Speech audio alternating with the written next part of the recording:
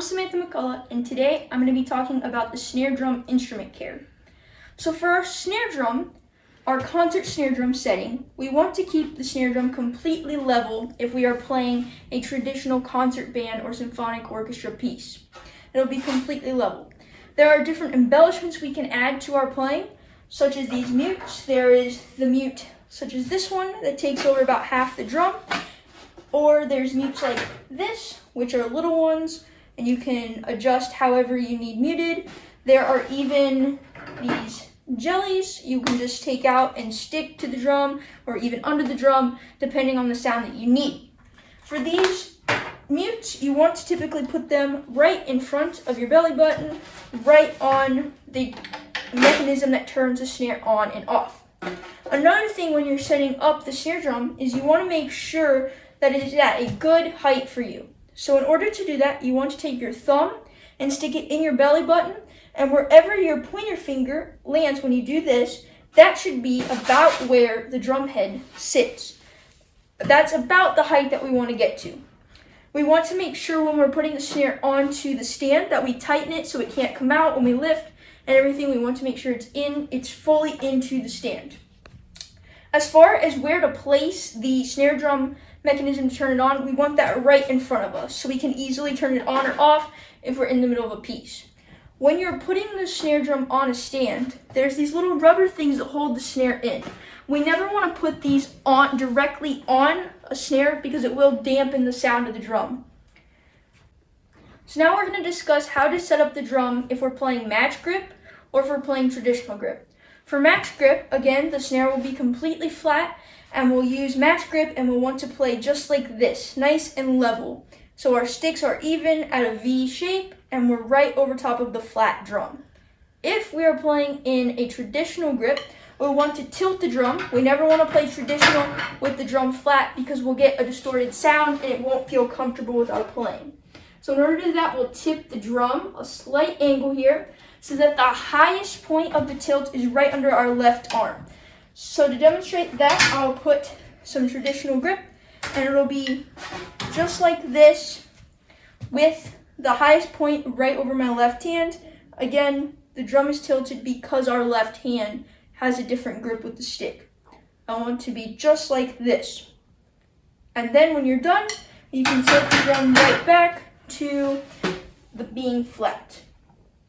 Just like this.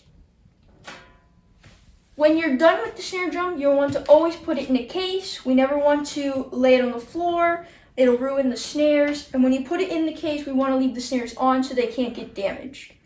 And when you're not have it on, when you just have the snare on a stand, you want to leave it on unless it's rattling when you're playing another piece. You'll want to turn it off, but that way the snares cannot get damaged. Now we're going to talk about how to tune and change a drum head. So I have a snare drum down here, and you'll want to do this on a flat surface. And I'm going to demonstrate like this so you can see. First, in order, you will need to take the head off. So you'll want to take a drum key. You'll want to take a small drum key to do this. You never want to use these large drum keys. These are for marching drums, and they will pop the head, and it just won't be good. So you're going to want to use a smaller drum key. And you'll start off by loosening a lug here, and then you'll go directly proportional and loosen this one. And you'll move on and go directly proportional and loosen this one. And so on all the way around. You want to do this so that you don't pop the head or break it when you are taking the head on and off. So then once you have the head off and you've done the whole caddy corner thing with every lug, you want to take it off, put a new head on. Now in order to put the new head on, you want to take the rim off, put all the lugs back in, and you'll want to turn every lug so it's just a little bit finger tight and it can't come out. Once you have all of them just finger tight, you'll take your key and you'll want to retighten. And then once you tighten this one, again, you go directly proportional to the lug on the other side, tighten the next one, go directly proportional, tighten, and so on until you have your head tight. When you are in the middle of this process, you can turn the snare off. So I'm going to turn it off here. And you can listen to yourself playing on each lug here until you make sure they all sound the same or it's at a good tuning note that you want to hear.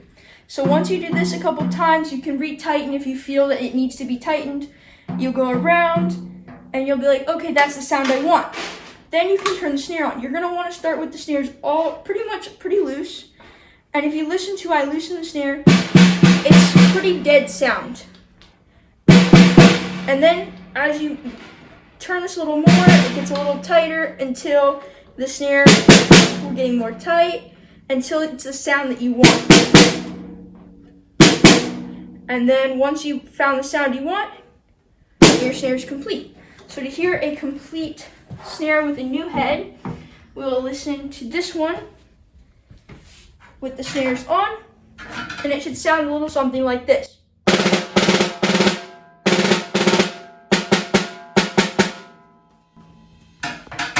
And that is a snare drum. Thank you.